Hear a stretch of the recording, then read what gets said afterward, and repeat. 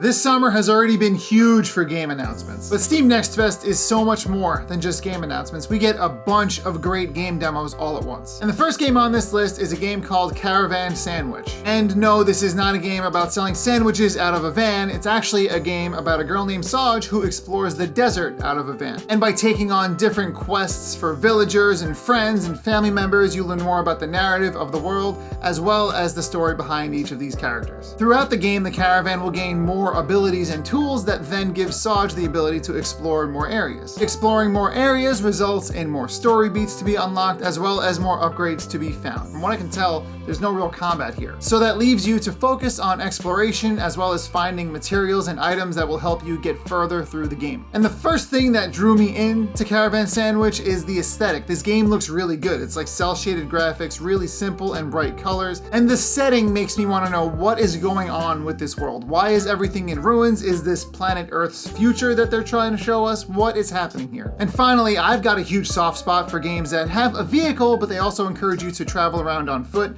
I always thought something was cool about parking your car and then going to explore some ruins, and that's exactly what's going on with Caravan SandWitch. And again, that's Caravan SandWitch, not Caravan Sandwich, although I now would like a sandwich. Next up, we've got a really cool looking puzzle platformer called SCHiM, or is it SCHiM? I'm not too sure. Anyway, in SCHiM, you play as a shadowy blob who inhabits shadows. And while this blob is hanging out inside of a shadow, it can control the thing that it's a shadow of to a certain extent. For example, if the shadow is cast by a bike, then the little blob can make the bike's bell ring. But in some extreme cases, you can sometimes control the shadow of a person, which then gives you agency over that person's every action. In either case, the goal of every level in SCHiM is to make it from point A to point B. You're usually given a destination to make your way to, and then you have to ride certain shadows along the way. So you'll have to find a way between a bus's shadow and from a bush to a bicycle. And sometimes other people will walk on a path, so you have to follow the shadow while they're walking.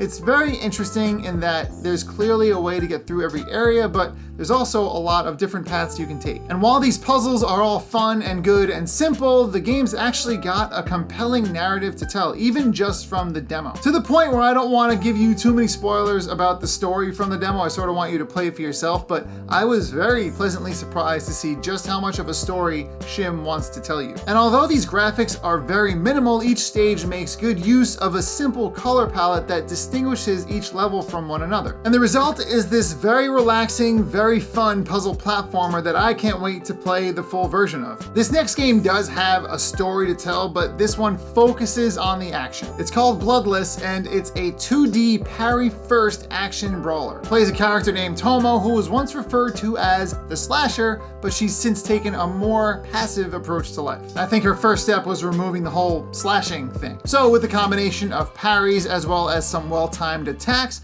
Tomo's goal is to lower the poise of her enemies so she can then disarm them. In order to get better at dispatching enemies faster and faster, it makes a lot of sense for you to try to learn each enemy's pattern, because the combat can be a bit unforgiving if you're a little too bold. If you try to parry too often, or if you focus on attacks too much, you're just gonna lose. And this is only made worse by the fact that you're gonna be fighting multiple enemies at once, and you're just one person who, again, will not kill. So the best thing you can do is hang back, learn their patterns, avoid attacks, and strike when the moments are right. Throughout Bloodless, the story is told not only from main quests, but also little tales are told with side quests as well. Both side quests and main quests will make Tomo stronger, give her different abilities to use in combat, and of course there's upgrades that'll be obtained throughout gameplay as well. So between the snappy combat, the unique approach to combat, and the game's narrative as well as its aesthetic, I cannot wait to play a more full version of Bloodless soon. And if you play the demo all the way through, you're given this little tidbit into the game's history. It was actually part of a game jam,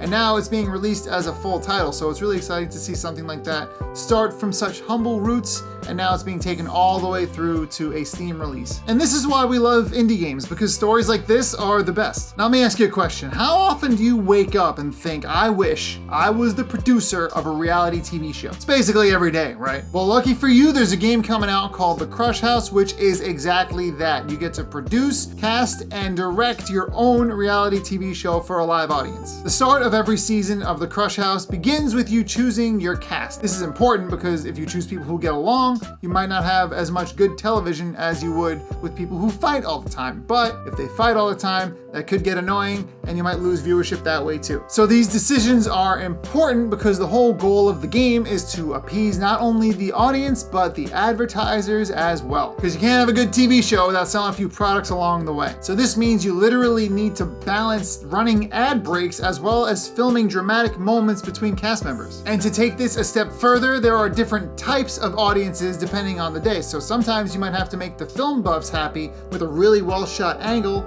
Other times you might need to make the drama people happy by making sure you find fights. And there's also people who love plants that demand you record the cactus. So between placing advertisements throughout the house, making sure to capture dramatic moments, and running ad breaks on your show as well, this is how you keep it going and maintain money coming in and audience happiness. And the demo only featured 4 of the available cast members, but I'm assuming as the game gets further and further, you're gonna unlock the ability to add different cast members to the show. At some point, I'm sure it's possible to get people who are just gonna absolutely fight all the time, or people who will live in perfect harmony, and that may benefit or hurt your show depending on what you're going for. Or I suppose depending on what the audience demands. This is definitely a unique type of game that I wasn't expecting to enjoy the demo of, but I gave it a shot and I was pleasantly surprised. And I need to remind you that not only this demo, but every game on this list are still available to try on Steam for free. Dungeons of Hinterberg is a game about a lawyer named Louisa who just needs a break from the mundane. To sort of shake things up, she goes to a place called Hinterberg where dungeon crawling, monsters,